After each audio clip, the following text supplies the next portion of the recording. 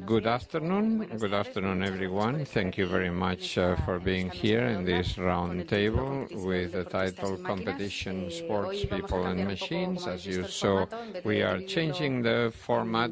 Instead of making two separated blocks, we're going to have it all together. And as usual, you are welcome. You are also welcome to ask questions. And for all of those who are following us on Facebook, to enter the web of the Barcelona World Race or other webs, you can send us any questions or comments. And for those present here, you know that you have here the receivers to translate, simultaneous translation in Spanish, French and English. So Víctor Lavagnini is now going to give you the official welcome. Thank you. Thank you, Maria. Thank you. This is our fourth meeting, the fourth meeting of the foundation. The first one, the navigation with two, and then alone, solo sailing, then renewable energies, then climatic change, and the ice gates, and now the Oceanic Foundation of Barcelona is very dynamic and active, and it's pioneer in Spain in these debates that we are holding. It was strategically impossible to organize this roundtable before knowing the decisions of the Assembly of the IMOCA class, the regulating organization for the future for oceanic sailing at two or in solo sailing, in order to know the decisions from the Assembly in Paris. So according to the IMOCA class, we were able to organize this meeting today about the human factor, the evolution of the machine, the types of machine, the cycles of the machine, the balance between the sailor and the sailing boat, the driver in Formula One, the pilot in the motorcycling, the talent of the sailor, etc. All of these balances. So we will have an exhibition which will show us in a summarized and graphic way the historic relationship of data representing the evolution of the ocean sailing boats, which give us an idea of the reliability of these sailing boats. So we have today the presence of Santi Serrat, which is the publishing editor of the Foundation for Oceanic Sailing, who will introduce all of this data. Santi Serrat will then be part, together with Joan Porcar, of the couple of journalists who will be chairing the discussion. Thank you, Víctor. Thank you. So we're going to have an exhibition for all our friends, especially for the motorcycling and motor racing world, so that they get acquainted with the different sailing ocean races. So we're going to also explain the box rule. That's what is being discussed at the IMOCA Assembly. These are the rules of the open class, the design and safety rules, and then later we'll have more details. Okay, the first slide. So here you have the box rule, very graphically. So you have the open concept here. This is a competition without restrictions, and this is the monotype extreme. And these are structured sailing boats which are very well defined. Here we have the multi-hull catamarans and trimarans for ocean. These are all ocean sailing boats, okay? This has nothing to do with Olympic sail or or the America Cup, or etc. So we have the Jules Verne open class. They don't have any restriction, and any kind of design, any kind of crew is allowed. And in the other extreme, we have the new concept of the new Volvo racing standards, the 65 and the 70, which is a very well-structured class of boats which are exactly the same. And here in the middle we will see, I mean, between these two extremes we have the open class like IMOCA, like Mini, like Orma, the old Volvo class, the 70 and the 40, then, and they go closer to the open or to the monotype class. So here you have the evolution of IMOCA during these years. It started being completely open. I mean, the first Vendée Globe, for example, in Crédit Agricole was completely open, 60 feet, and very open design. The IMOCA was advanced in a box rule, more restrictive rules, in a way that recently these boats could be placed in between the open and the monotype classes. So, and Luther Bourdet will then talk to you about this. And now we are going to start summarizing what monohulls we have in one design. The most famous one and the one we have now in the ocean racing class is Figaro, is the Beneteau 2 class. It's a 10-meter long, 35 feet long.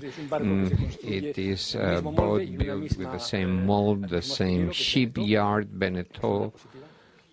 And then we have the future War 65. The Volvo class has evolved from a half open to a monotype closed formula. The 65 are being built now, the first units.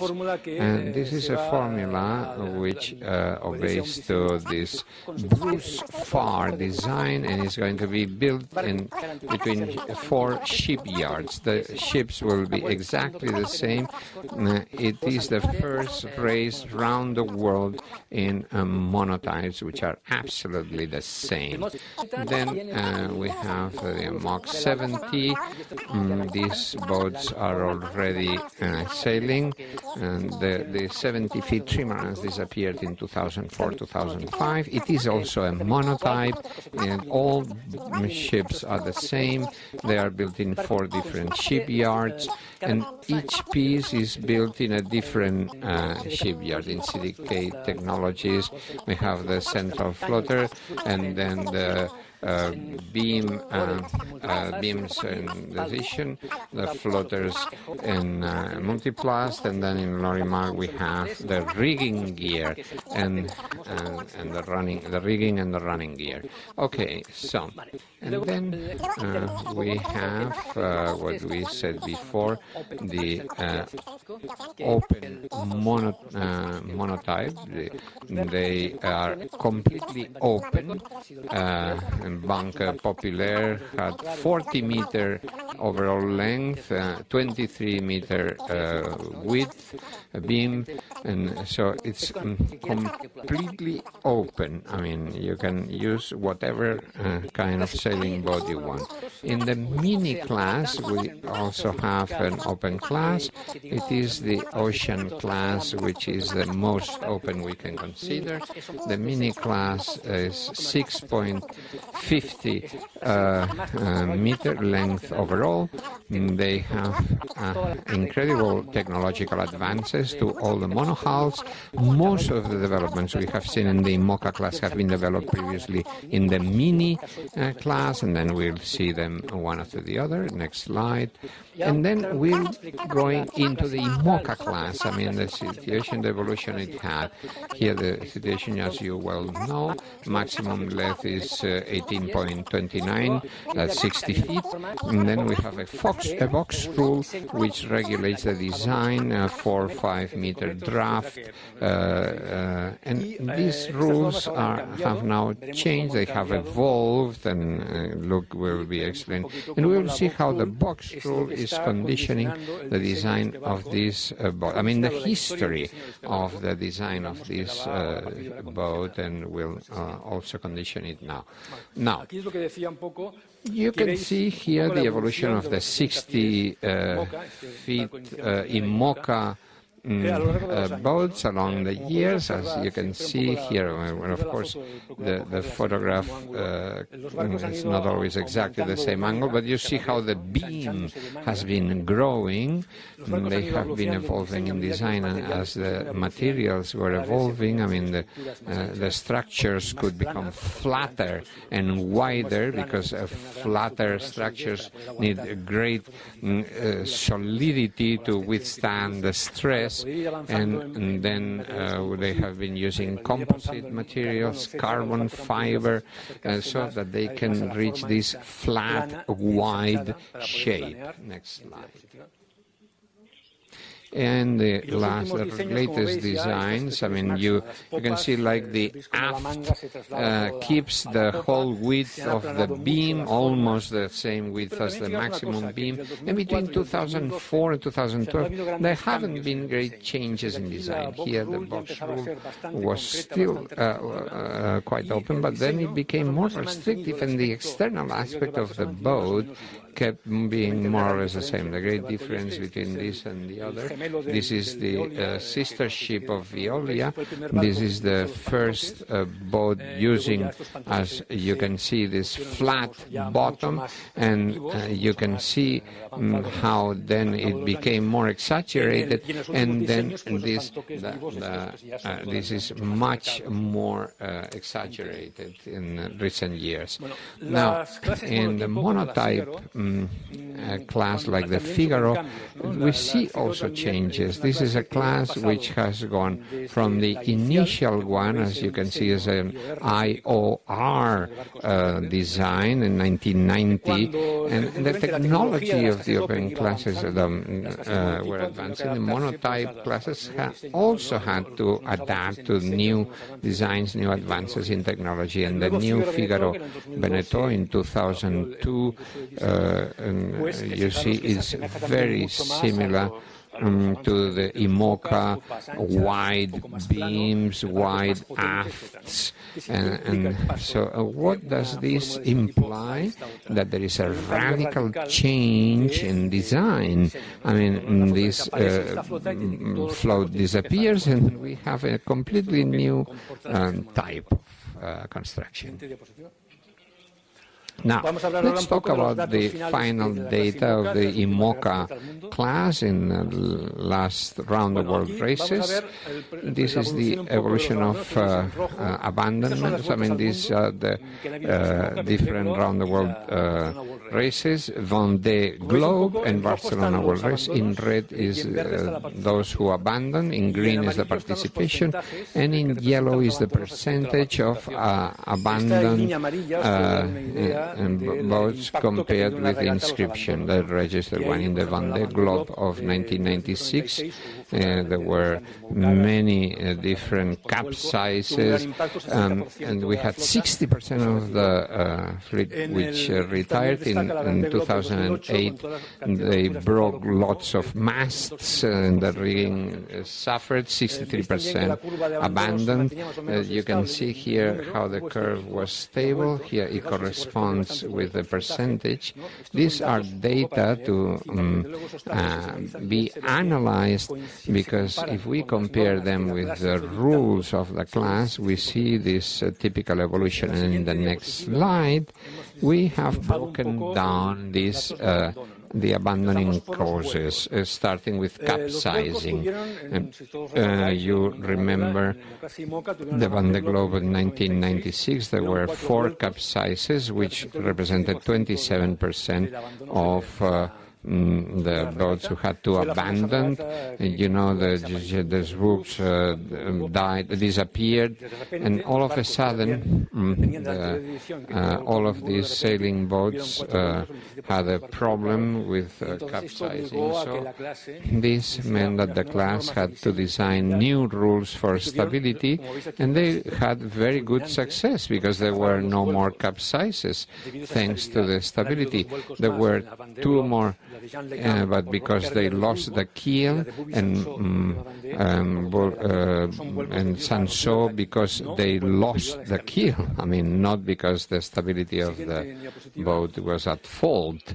And then faults with the rigging, the mast, etc. The running gear. Here in the Vendée Globe 2008, there were 8 masts which broke, and problems with the rigging. This meant 27% of the abandoned ones. In Barcelona World Race, 33% of the fleet also had problems with the mast. They had 3 masts broken, and a participation of 9. And then you see how the masts have improved, because it went from 4 broken masts to 1, and now we are still improving. And then the keels. The keels, as you can see, they didn't have problems here. Here they started with the pendular keel, and this was the first. They didn't have any problems here until all of a sudden they had so many with this upwards trend. So the keels started giving problems after 2008. And because in Vendée Globe 2008, as you can see, there was a very high percentage of broken keels. Out of these 4, 3 had to abandon, and 1, Guillermo, managed to reach the finishing line, and here also Jean-Pierre Gibb, who reached with a broken keel. Summary, I mean, it's a bit quick, but this is just a general view of what is the situation.